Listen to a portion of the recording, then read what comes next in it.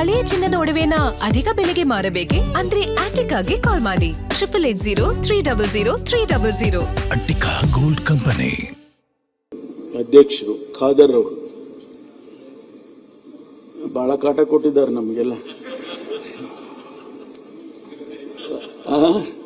ಎಲ್ಲ ಬರೀ ನಿಮಗಷ್ಟೇ ಅಲ್ಲ, ನಮಗೂ ಕೊಟ್ಟಿದ್ದಾರೆ. ಒಂದ್ ದಿವಸ ಅಧ್ಯಕ್ಷರೇ, ತಮಗೂ ಗೊತ್ತಿದೆ ಅನ್ಕೊಳ್ತೀನಿ, 2:45 ಗಂಟೆ ಆಯ್ತು.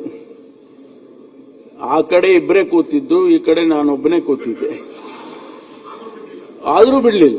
ನಾನು ಕೇಳಿದೆ, ಅಧ್ಯಕ್ಷರೇ ನಾಳೆ ತಗೊಳ್ಳಿ, ಅದೇನು ಪರವಾಗಿಲ್ಲ, ಏನು ಅಂತದ್ದೇನು ಎಮರ್ಜೆನ್ಸಿ ವಿಷಯ ಏನಿಲ್ಲ, ನೀವು ನಾಳೆ ತಗೊಳ್ಳಿ ಅಂತ. ಬಿಡ್ಲಿಲ್ಲ ಅವರು. 2:45 ಮಾಡಿ ಅದನ್ನ ಮುಗಿಸಿ ಆನಂತರ ಅಡ್ಜರ್ನ್ ಮಾಡಿದ್ರು. ಆದ್ರೆ ಒಂದು ಅವರಲ್ಲಿ ನಾನು ಕಂಡದ್ದು, ಬಹಳ ಜನರಿಗೆ ಅವರನ್ನ ಸ್ಪೀಕರ್ ಮಾಡಿದಾಗ ನಮ್ಮ ಪಕ್ಷದ ವತಿಯಿಂದ ಯಾರೂ ಒಪ್ಪಲಿಲ್ಲ ಸ್ಪೀಕರ್ ಆಗೋದಕ್ಕೆ. ಬಹುಶಃ ಯಾರು ನಮ್ಮ ಹಿರಿಯರು ಯಾರು ಒಪ್ಪಿರಲಿಲ್ಲ. ಆದರೆ ಖಾದರ್ ಅವರನ್ನ ಮಂತ್ರಿ ಮಾಡಬೇಕು ಅಂತಕ್ಕಂಥದ್ದು ಬಂದಾಗ ಅವರಿಗೆ ಅನೇಕ ಕಾರಣದಿಂದ, ತಮಗೆಲ್ಲ ಗೊತ್ತಿದೆ ರಾಜಕಾರಣದಲ್ಲಿ ಯಾವ ರೀತಿ ನಡೆಯುತ್ತೆ ಅಂತ, ಮಂತ್ರಿ ಮಾಡೋದಕ್ಕಾಗಲಿಲ್ಲ ಅಂತ ಹೇಳಿ ನಮ್ಮ ಹೈಕಮಾಂಡ್ನವರು ಅವ್ರನ್ನ ಸ್ಪೀಕರ್ ಆಗಿ ಅಂತ ಹೇಳ್ತಾರೆ. ಅವರು ತಕ್ಷಣ ಒಪ್ಕೊಂಡಿದ್ದಾರೆ. ಆದರೆ ಒಂದು ಕಂಡೀಷನ್ ಹಾಕಿದ್ರು, ನನಗೆ ಮುಂದೆ 2 ವರ್ಷ ಆದ್ಮೇಲೆ ಸ್ಪೀಕರ್ ಮಂತ್ರಿ ಮಾಡಬೇಕು ಅಂತಕ್ಕಂಥ ಕಂಡೀಷನ್ ಹಾಕಿದ್ರು ಅಂತ ಕೇಳಿದೆ ನಾನು. ಅದೇ ರೀತಿ ಅವರು ಆ ಸ್ಥಾನದಲ್ಲಿ ಕೂತ್ಕೊಂಡು ಬಹಳ ಪ್ರಾಮಾಣಿಕವಾಗಿ ಕೆಲಸವನ್ನ ಮಾಡಿದರು.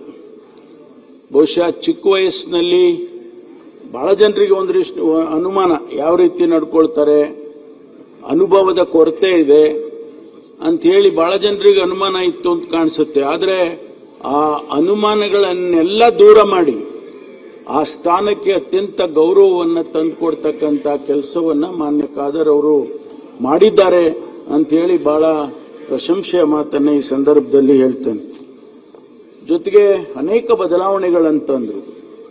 ಅವರು ನನಗೆ ಹೇಳಿದ್ರು ಒಂದು ದಿವಸ, ಕಾಮನ್ವೆಲ್ತ್ ಕಂಟ್ರೀಸಿಗೆಲ್ಲ ನಾನು ಸ್ಪೀಕರ್ಗಳ ಜೊತೆನಲ್ಲಿ ಡೆಲಿಗೇಷನ್ಸ್ ಹೋದಾಗ ಅಲ್ಲೆಲ್ಲ ಆ ಸದನಗಳನ್ನು ನೋಡುವಾಗ ಎಷ್ಟೊಂದು ಖುಷಿ ಆಗುತ್ತೆ. ಎಷ್ಟು ಚೆನ್ನಾಗಿಟ್ಟಿದ್ದಾರೆ, ಅಲ್ಲಿ ಎಂಟ್ರೆನ್ಸ್ ಎಷ್ಟು ಚೆನ್ನಾಗಿಟ್ಟಿದ್ದಾರೆ, ಅಲ್ಲಿ ಒಳಗಡೆ ಹಾಲ್ ಎಷ್ಟು ಚೆನ್ನಾಗಿಟ್ಟಿದ್ದಾರೆ.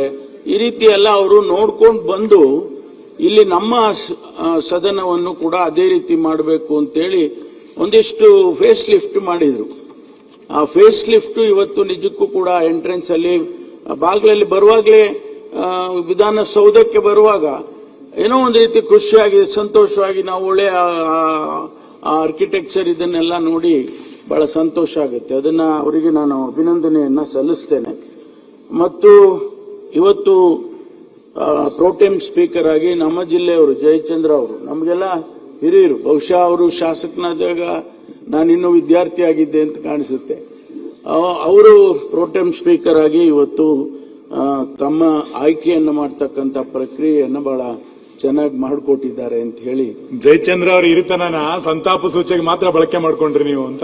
ಇಲ್ಲ, ಅವರೆಲ್ಲ ಮಂತ್ರಿಗಳಾಗಿದ್ದವರು ಹಿಂದೆ, ಇನ್ನೂ ಕೂಡ ಅವಕಾಶಗಳಿದಾವೆ. ಯಾಕೆ ಆ ತರ ಮಾತು ಹೇಳ್ತೀರ ನೀವು?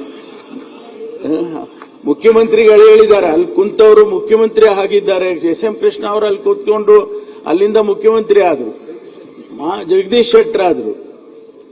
ಮುಖ್ಯಮಂತ್ರಿಗಳೇ ಆ ಮಾತು ಹೇಳಿದ್ದಾರೆ ಅಂದ್ರೆ ಸ್ವಲ್ಪ ಯೋಚನೆ ಮಾಡಿ ನೀವು.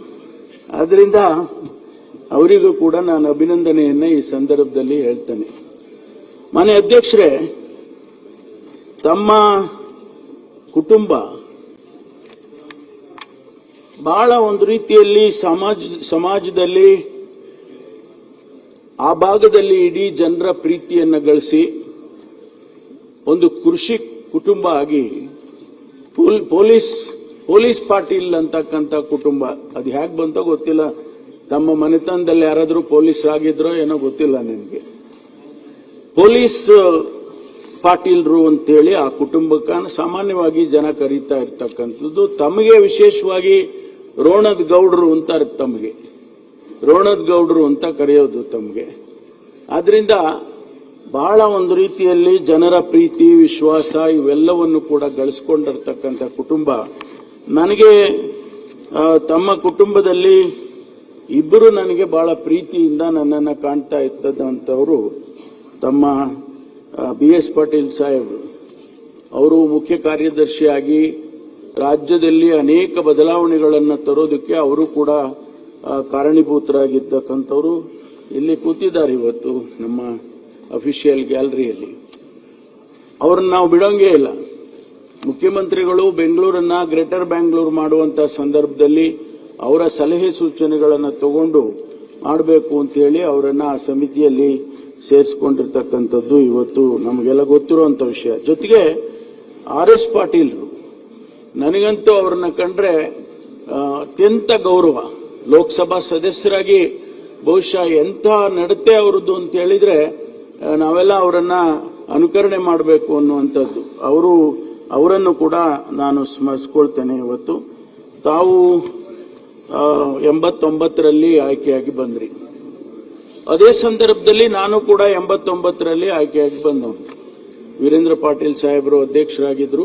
ನಾವೆಲ್ಲ ಸಂದರ್ಭದಲ್ಲಿ ಆಯ್ಕೆಯಾಗಿ ಬಂದವರು. ಅವತ್ತಿನಿಂದ ತಾವು 8 ಬಾರಿ ಚುನಾವಣೆಗೆ ಸ್ಪರ್ಧೆ ಮಾಡಿದ್ರು ಕೂಡ 4 ಬಾರಿ ಆಯ್ಕೆ ಆಗೋದಕ್ಕೆ ಮಾತ್ರ ಸಾಧ್ಯ ಆಗಿದೆ. ಆದರೆ ಯಾವತ್ತೂ ಕೂಡ ಸದನದಲ್ಲಿ ಆಗಲಿ ಹೊರಗಡೆ ಆಗಲಿ ತಮ್ಮ ಬಗ್ಗೆ ನಮ್ಮ ಎಲ್ಲ ಶಾಸಕರು ಕೂಡ, ವಿರೋಧ ಪಕ್ಷದವರು ಇರ್ಬೋದು, ನಮ್ಮವರು ಇರ್ಬೋದು,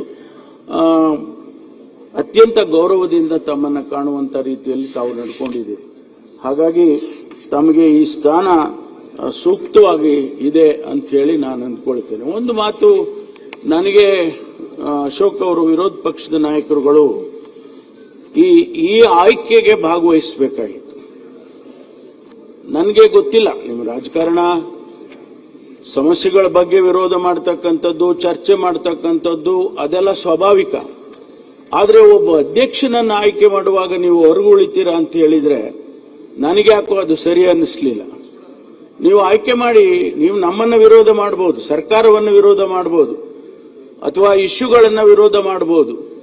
ಆದರೆ ಆ ಪೀಠ, ತಾವು ಹೇಳಿದ್ರಿ ಈಗ ನಮಗೆ ಹೆಚ್ಚು ಪ್ರಾತಿನಿಧ್ಯ ಕೊಡಬೇಕು, ನಮಗೆ ಚರ್ಚೆ ಮಾಡೋದಕ್ಕೆ ಅಧಿಕಾರ ಕೊಡಬೇಕು, ಹಾಗೆ ಅಂತಕ್ಕಂಥ ಮಾತೆಲ್ಲ ತಾವು ಹೇಳಿದ್ರಿ, ಸಂತೋಷ. ಆದರೆ ಅವರನ್ನು ಆಯ್ಕೆ ಮಾಡುವಾಗ ನೀವು ಭಾಗವಹಿಸಿದ್ದಿದ್ರೆ ಇನ್ನೂ ಗೌರವ ತಮಗೂ ಬರ್ತಾ ಇತ್ತು, ಆ ಪೀಠಕ್ಕೂ ಕೂಡ ತಾವು ಗೌರವವನ್ನು ಕೊಟ್ಟಾಗ ಆಗ್ತಾ ಇತ್ತು ಅಂತೇಳಿ ನನ್ನ ವೈಯಕ್ತಿಕವಾದಂತಹ ಅಭಿಪ್ರಾಯ. ಇವತ್ತು ನಾವು ತಮ್ಮಿಂದ ನಿರೀಕ್ಷೆ, ಈ ಸದನವನ್ನ ಐತಿಹಾಸಿಕವಾದಂತಹ ಸದನ ಇದು. ಕರ್ನಾಟಕದ ವಿಧಾನಸಭೆ, ವಿಧಾನಮಂಡಲ ಅಂತ ಹೇಳಿದ್ರೆ ಬೇರೆ ಬೇರೆ ರಾಜ್ಯದಲ್ಲಿ ಬಹಳ ಗೌರವ ಇದೆ. ಆ ಗೌರವವನ್ನ ಉಳಿಸ್ಕೊಂಡು ಈ ಸದನವನ್ನು ನಡೆಸುವಾಗ ಎಲ್ಲರಿಗೂ ಕೂಡ ಮುಕ್ತ ಅವಕಾಶವನ್ನು ಕೊಡ್ತಕ್ಕಂಥದ್ದಾಗಬೇಕು ಅನ್ನುವಂಥದ್ದು. ಜೊತೆಗೆ ರಾಜ್ಯದ ಸಮಸ್ಯೆಗಳು, ಜ್ವಲಂತ ಸಮಸ್ಯೆಗಳು ಬರ್ತವೆ. ಮಾನ್ಯ ಅಧ್ಯಕ್ಷರೇ, ಸರ್ಕಾರ ಒಂದು ಕಡೆ ಅಭಿಪ್ರಾಯ ಇಟ್ಕೊಂಡಿರ್ತದೆ, ವಿರೋಧ ಪಕ್ಷದವರು ಒಂದು ಕಡೆ ಅಭಿಪ್ರಾಯಗಳನ್ನ ಇಟ್ಕೊಂಡಿರ್ತಾರೆ. ಆದರೆ ರಾಜ್ಯದ ಹಿತದೃಷ್ಟಿಯಿಂದ ಆ ಸಮಸ್ಯೆಯನ್ನು ಯಾವ ರೀತಿ ತಗೊಂಡು ಹೋಗಬೇಕು ಅನ್ನೋದಕ್ಕೆ ಸರ್ಕಾರಕ್ಕೆ ತಾವು ತಿಳಿಸಬೇಕಾಗ್ತದೆ ಅನೇಕ ಸಂದರ್ಭದಲ್ಲಿ. ಹಾಗಾಗಿ ಆ ಪೀಠ ಅನ್ನುವಂಥದ್ದು ಅತ್ಯಂತ ದೊಡ್ಡ ಜವಾಬ್ದಾರಿಯಿಂದ ಇರತಕ್ಕಂಥ ಪೀಠ. ರಾಜ್ಯದ ದೃಷ್ಟಿಯಿಂದ ಇಡೀ ರಾಜ್ಯ ನೋಡ್ತಾ ಇರುತ್ತೆ, ಇಡೀ ರಾಜ್ಯದ ಜನತೆ ನಮ್ಮನ್ನ ನೋಡ್ತಾ ಇರುತ್ತೆ, ತಮ್ಮನ್ನು ನೋಡ್ತಾ ಇರುತ್ತೆ.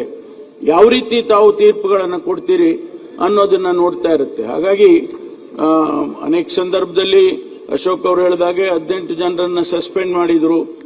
ಯಾವ ಉದ್ದೇಶಕ್ಕೆ ಅಂತ ಸಂದರ್ಭ ಯಾಕೆ ಬಂತು, ಆ ಸಂದರ್ಭ ಬರೋದಕ್ಕೆ ಯಾರು ಕಾರಣರು, ಇದೆಲ್ಲ ಚರ್ಚೆ ಆಗಬೇಕಾಗ್ತದೆ. ಆದ್ರಿಂದ ಇಂಥ ಒಂದು ಆ ಪೀಠ ಬಹಳ ಶ್ರೇಷ್ಠವಾಗಿರ್ತಕ್ಕಂಥದ್ದು, ಅತ್ಯಂತ ಗೌರವವಾಗಿರ್ತಕ್ಕಂಥ ಪೀಠವನ್ನು ತಾವು ಅಲಂಕರಿಸಿದಿರಿ. ಹಾಗಾಗಿ ತಮಗೆ ಶುಭವನ್ನು ನಾನು ಈ ಸಂದರ್ಭದಲ್ಲಿ ಕೋರ್ತೇನೆ. ಬಹಳ ಸಂತೋಷ ಆಗಿದೆ ನನಗಂತೂ. ತಾವು ಮಂತ್ರಿ ಆಗ್ಬೋದಿತ್ತು, ತಾವು ಮಂತ್ರಿ ಆಗೋದಕ್ಕೇನು ಕಷ್ಟ ಇರಲಿಲ್ಲ. ಆದರೆ ನಮ್ಮ ಹೈಕಮಾಂಡ್ನವರು ತಮ್ಮನ್ನು ಗುರುತಿಸಿದ್ದಾರೆ. ಯಾತಕ್ಕೆ ಗುರುತಿಸಿದ್ದಾರೆ ಅಂತ ಹೇಳಿದ್ರೆ, ತಮ್ಮಲ್ಲಿ ಇರ್ತಕ್ಕಂಥ ಕೆಲವು ಶ್ರೇಷ್ಠವಾದಂಥ ಗುಣಗಳನ್ನು ನೋಡಿ ಸಮಾಧಾನವಾಗಿ ಇವರು ತೆಗೆದುಕೊಂಡು ಹೋಗಬಹುದು ಸದನವನ್ನ ಅಂತ ಹೇಳಿ ತಮ್ಮನ್ನು ಗುರುತಿಸಿ ಇವತ್ತು ಆಯ್ಕೆ ಮಾಡಿದ್ದಾರೆ. ಹಾಗಾಗಿ ತಮಗೆ ಶುಭವಾಗಲಿ. ತಮ್ಮ ಅವಧಿಯಲ್ಲಿ ಈ ಸದನಕ್ಕೆ ಅತ್ಯಂತ ಗೌರವ ಬರಲಿ ಅಂತ ಹೇಳಿ ನಾನು ಹೇಳಿ ನನ್ನ ಮಾತನ್ನು ಮುಗಿಸ್ತೇನೆ. H K Patil. ಸನ್ಮಾನ್ಯ ಅಧ್ಯಕ್ಷರೇ,